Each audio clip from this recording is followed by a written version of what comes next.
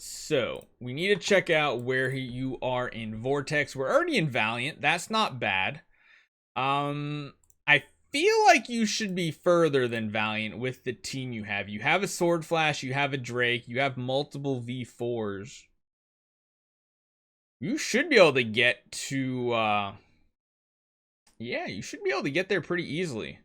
So Valiant, you should at least be able to get to Defier with not too much trouble. The trouble is going through, sitting down with all the guides, the planet guides, re-rolling the planets, and having enough gems.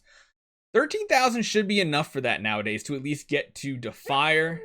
Ooh, who's that? Who's that? Is that Langard? There it is. Tier 3 sub. Found it. Found it. There you go, man. Thank you so much for that tier 3. We'll get your account tuned up here after we get done with a couple others.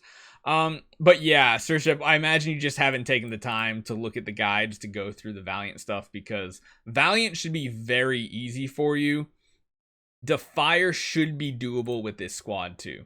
You have two of the most important heroes here. You even have a support hero to go along with it.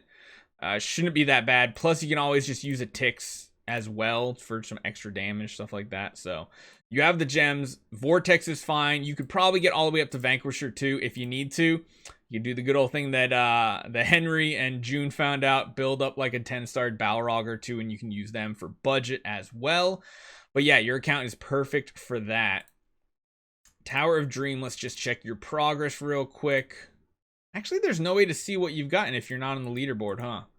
I like that name right there, though. That name looks pretty awesome right there.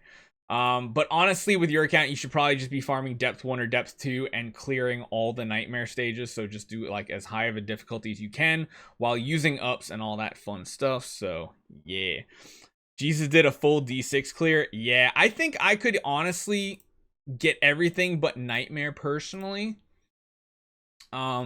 It just comes down to the RNG of the waves. If you come across the double Gloria, double Amon-Ra, double Sherlock, you're almost done for. Like, nobody can beat that, really. It's ridiculous to get past. So Tower of Dream is good. Let's check it out. Have you pushed Sealands? Oh my god, stay away from Fortress.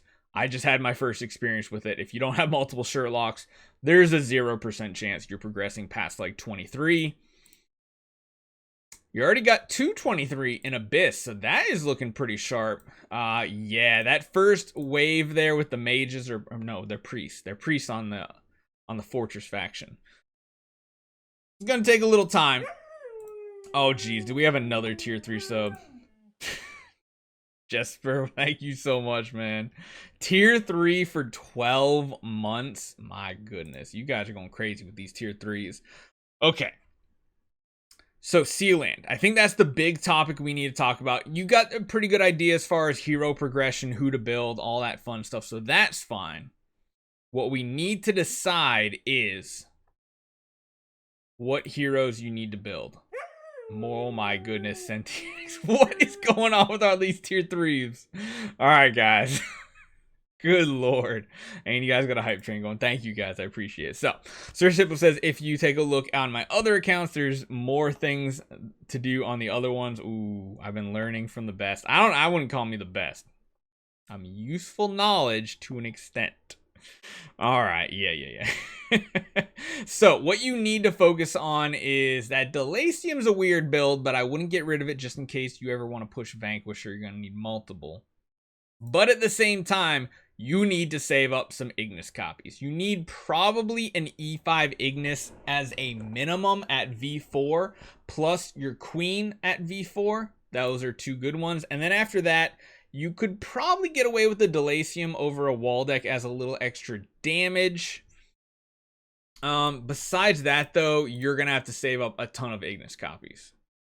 I think the way to go is one E5 Ignis and one like 10 or 9-star Ignis at a minimum. Sometimes to make it a lot less RNG dependent, you want to run multiple Ignis, just babies, 9, 10 stars. One of them for your Queen, one of them for your strong Ignis. After that, you can use Destroyers to boost your damage. Honestly, if you had the E5 Ignis right now, I would probably say you could get through 24 as well. But let's take a look at your queen.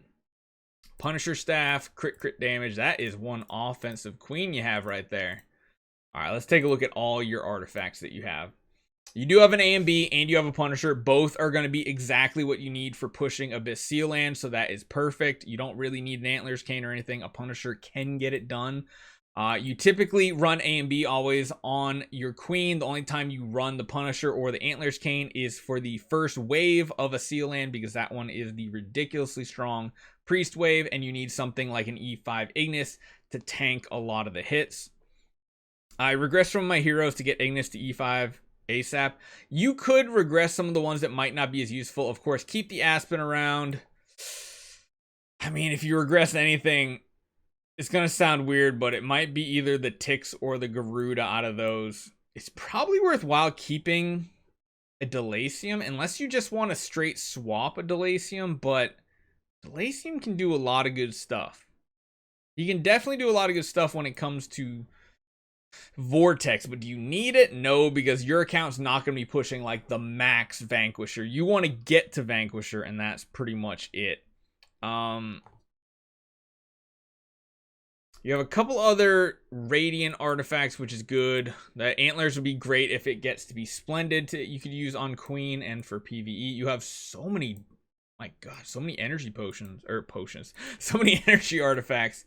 Yeah, overall, this looks pretty good. Solid account. Now Fortress, let's talk about Fortress real quick, because you do have a Sword Flash, so there is possible potential in the future to get Fortress Sealand done. One Fiona, one Sherlock is a good start. Chances are you're going to want a second Sherlock as well, but I would definitely not prioritize it whatsoever. I think really the only one you have a chance to beat is Abyss in the near future. Anything else, you're talking way down the road. So focus all your energy on building up that Abyss team core. And I think if you do that, you're going to be in really, really good shape, because you want to try to get to Abyss Sealand as high as possible, preferably all the way at the top here, because the rewards are great. You get, what, an extra 10 4-star shards per smash, so that's already one more, like pretty close to one more free 5-star if you're buying the extra ones every day. And then of course you get a bunch of more of the actual resources as well. So I think that's pretty good. I mean, for a VIP 5 account, it's looking really, really good. So I think Ignis is the next build.